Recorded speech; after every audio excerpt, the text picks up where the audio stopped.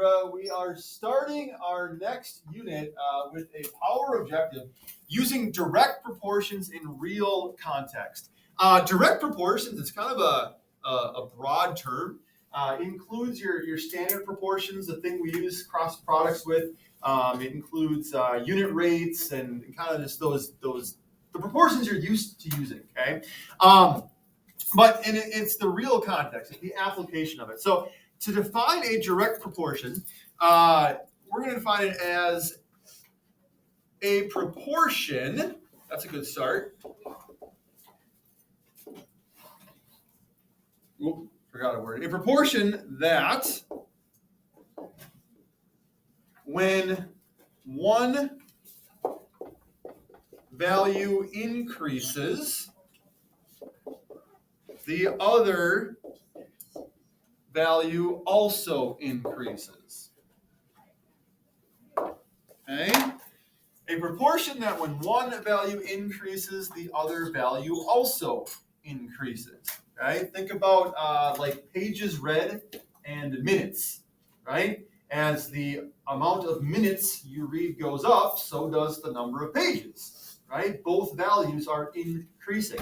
Likewise, and I'm going to put this in red because it's kind of the same definition here, but as one value decreases,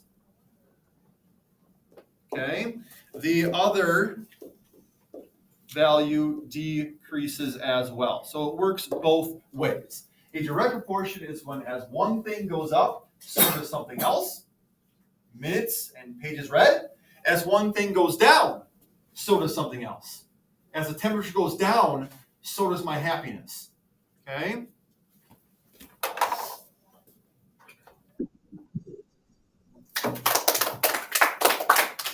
Right? So again, these are the proportions that you're used to working with. Okay? Questions on that definition? Okay. So looking at the first exercise, because really, like I said, you've done all of this before. It says answer each question, show your work. We've talked about a car that travels 300 miles in 6 hours, right? A direct proportion has to start with a given rate. Okay, we have this car that's going 300 miles in 6 hours. And just from that little bit of information and everything that you learned from the previous unit, you are now equipped to answer all 4 of these questions. The first one, how many miles can the car travel in 8 hours? What are we going to set up here? You know a car can travel 300 miles in 6 hours. You want to know how far I can travel in 8 hours. What do you need to set up?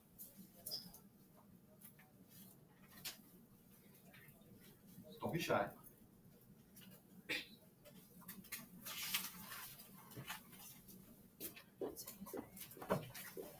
$300 miles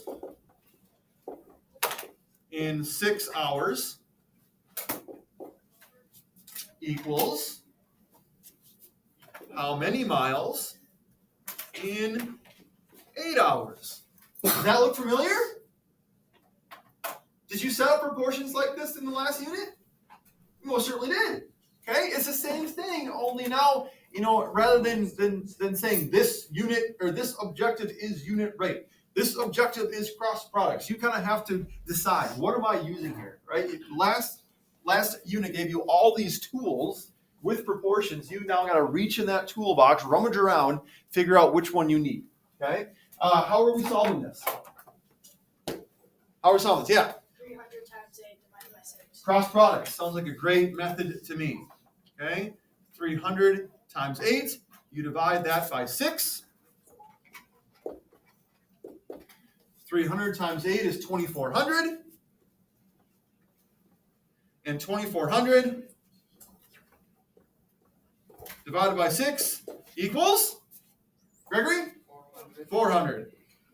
Okay, so it can travel 400 miles in 8 hours. That's not 400 miles. That's not the speed, right? That's the distance. Okay, it's not traveling 400 miles per hour, right? It's 400 miles per 8 hours. Okay, yeah. Oh, Does that mean it's like 50 miles per hour? Well, that's what question C is. Well, don't jump ahead there, right? But yes. Now, how did you? Let's just jump to question C. Okay. Question C says, how many miles is a car traveling per hour? Right. Anthony just answered that for us. He asked if it's 50 miles per hour. How did you come up with that? So like the 6 hours to the 8 hours, it jumped from 400 miles. So then like each hour is 50 miles. Okay. What did he just describe? What concept from last unit would be putting something in distance per hour?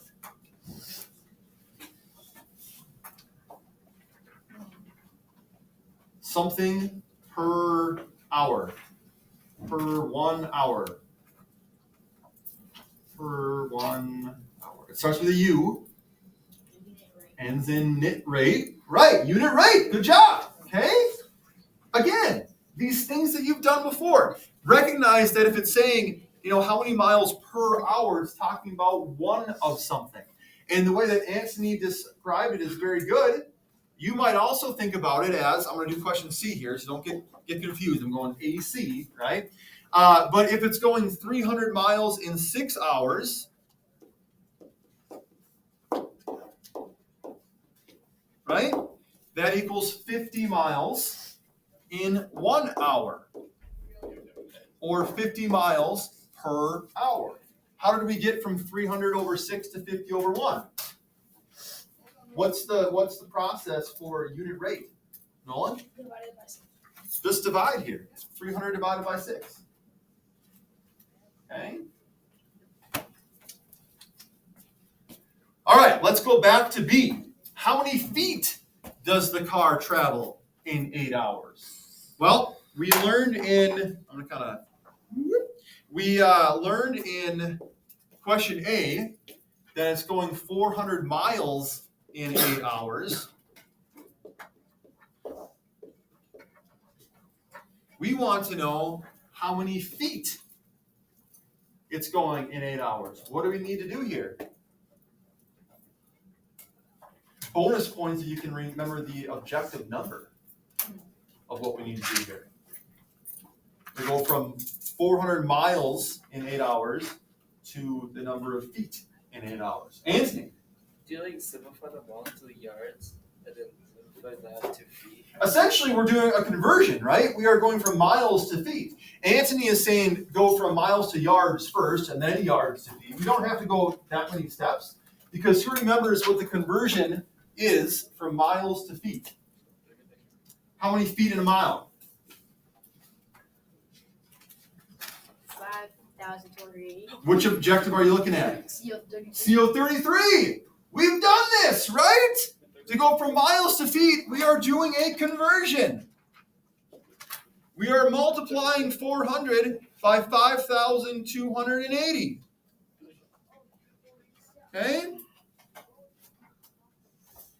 And how many feet is that? I guess I shouldn't say yeah, okay. How many feet is that? What's 400 times 5,280?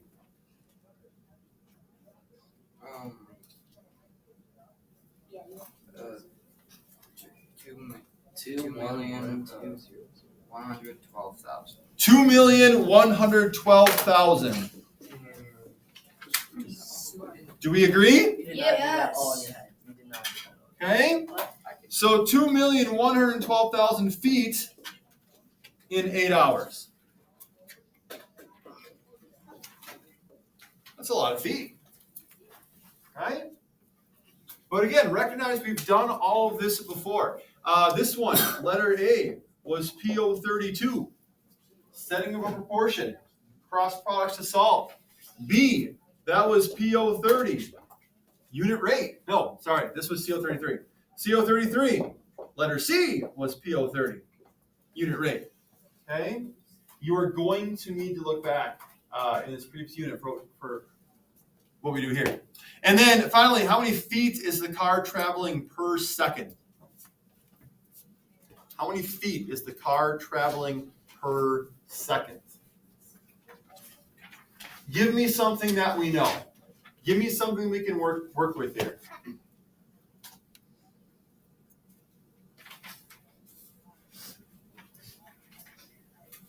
Give me something we know about this car and its distance and its time.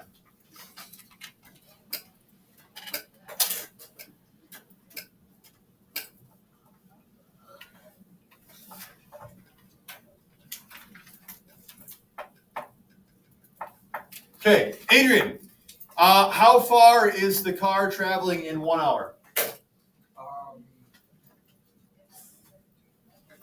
I call on somebody else? No. No. I want you to look at what I have up here. Look at your answers for what we've done so far.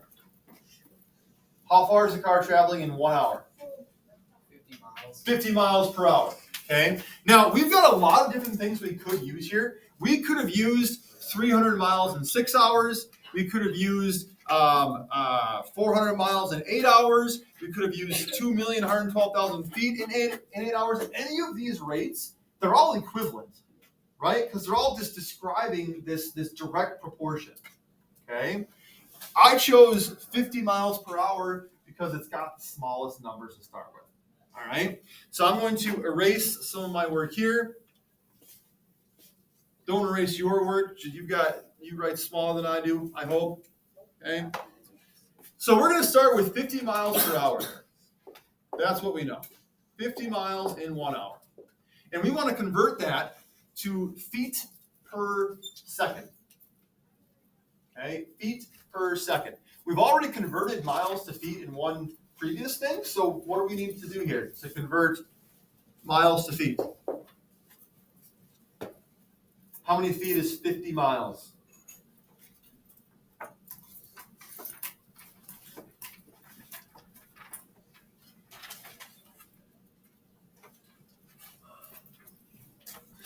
Okay, how many feet in 1 mile?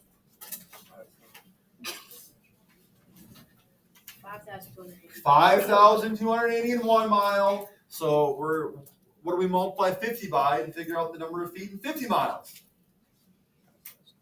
5,280. Okay, use those conversions there. And what's 50 times 5,280? Mia. 264,000.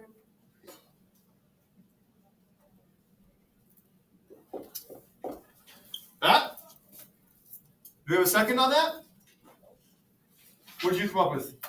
Maya. I got 264,000. Oh, wait, you got 264,000? Yeah, that's right. Oh, okay. So we do have a second on that. Okay, sorry. So 264,000 feet now in 1 hour. Now we have to work our hours down to seconds. How do we get from hours to seconds?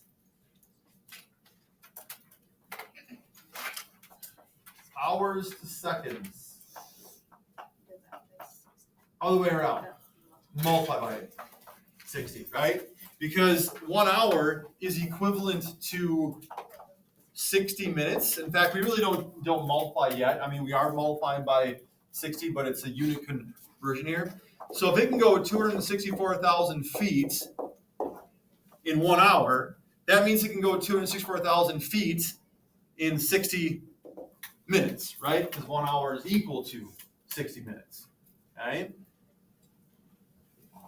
Now, converting to seconds, here is where we're going to multiply by 60, because there are 60 seconds in a minute, and so we have 60 minutes. That means it's going 264,000 feet in 3,600 seconds.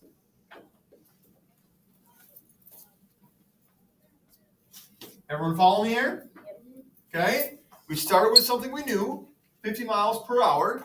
We converted miles to feet by multiplying by 5,280. We converted hours to minutes because 1 hour is equal to 60 minutes. We then multiplied our 60 minutes by 60 because there are 60 seconds in each of those minutes, and we got 264,000 feet in 3,600 seconds. But the question is, how many feet is the car traveling per second? So what's our final step here? We want per one of something, which means we're going to, we're using division. The concept is called unit rate, right? We want one. So what are we dividing here? 264,000 at 3,600. We're dividing these two values here. 264,000 divided by 3,600. Okay, because that's going to give us what it is over 1. And what is 264,000 divided by 3,600? No. 7.33. We'll just round that. Okay. So if you're traveling 50 miles per hour, which is like the speed limit down Jefferson, okay? I mean, granted, it's not that fast. It's pretty fast, but 35W is 70 miles per hour. I-94 is 70. Your parents probably drive 80, right? You can definitely go faster than that. But 50 miles per hour, every second, you are traveling 7.33 feet. That's like the height of Chevron Colts. Okay, every second. Hey! I got 73.3, not 7. Oh! Yeah. Do we have a second? No, you just heard him wrong. What's that? You just heard him wrong. Oh, I heard him wrong? Well, don't be afraid to correct me. Oh yeah. Okay? 70, that's it. That's like 10 Chevron Coltses. 73 feet every second? That's crazy. That's like from one corner of the room to the other. At 50 miles per hour, every second, that's how far you're traveling. Speeding. That's crazy. No, well, it depends on what the speed limit is. If the speed limit's 35, then yeah, you're speeding. But if it's 50, then you're not. That's a pretty good clip. Okay? So take a look at everything that we did in one question. Right? We set up a proportion. We solved it with cross products. We did unit rate twice. We did unit conversion. We did all these things that you've done before. Okay? Questions on this? All right. Your homework. A 40-ounce jug of grape juice costs $4.80. At this rate, how much would 65 ounces of juice cost? Letter B. You find a different brand that is a 35-ounce jug for $3.85. Which jug of juice is the better price per ounce? You have $20 to spend and decide to purchase as many jugs as you can of the juice that is cheaper per ounce.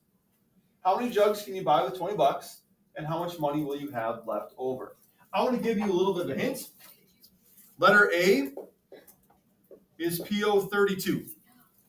You are writing a proportion, and then you are solving it. Kind of like how we started the first one. That's crazy. Okay? Letter B, you are looking for the price per ounce. What concept are you using here?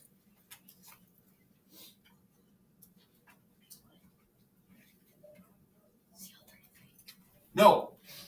Price per ounce. Starts with a U. Unit rate. Unit rate, okay? Per one of something. That's PO30. Right? And then letter C is really just kind of critical thinking. You're using your knowledge from letter B to answer C. There's really not a specific objective that one ties to, but it's just now that you've done this, what does it mean? Right? Why do the work if it doesn't mean anything? Okay? The next page.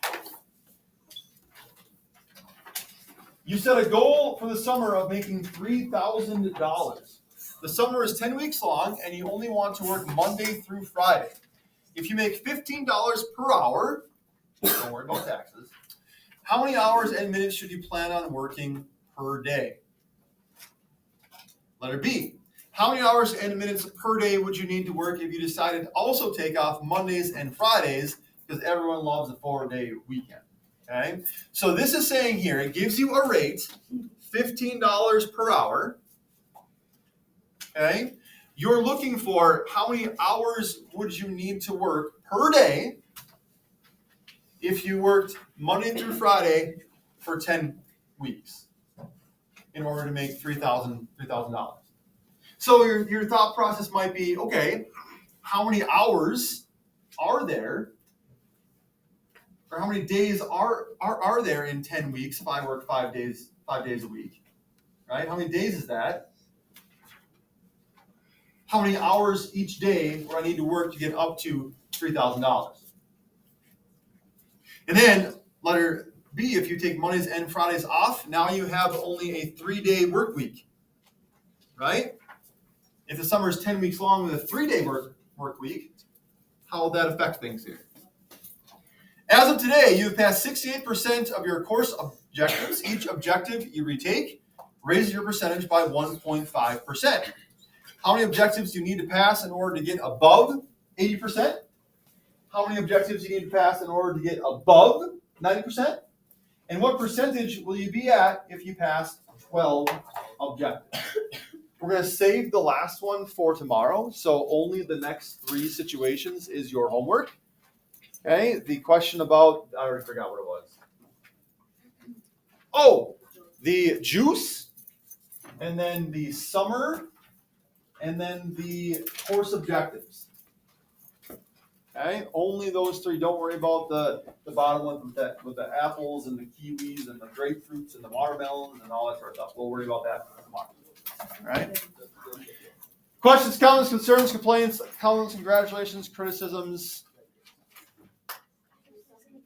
All right. You have I can't even tell what time it is. You have some time left to work.